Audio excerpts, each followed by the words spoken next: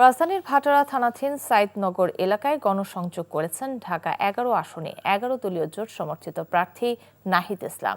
সকালে সাইদনগর সাইদিয়া কারিমিয়া মসজিদের সামনে থেকে নির্বাচনী প্রচারণা শুরু করেন তিনি। সাইদনগর এ ও বি ব্লক এবং বোটঘাটে গিয়ে গণসংযোগ শেষ হয়। এ সময় শাপলা প্রতীকে ভোট চান তিনি। পাশাপাশি সংস্কারের পক্ষে সবাইকে গণভোটে হ্যাঁ জয় যুক্ত করার আহ্বান জানান। এছাড়া নির্বাচন সুষ্ঠু হলে জয়ের ব্যাপারে আশাবাদ ব্যক্ত করেন নাহিদ ইসলাম।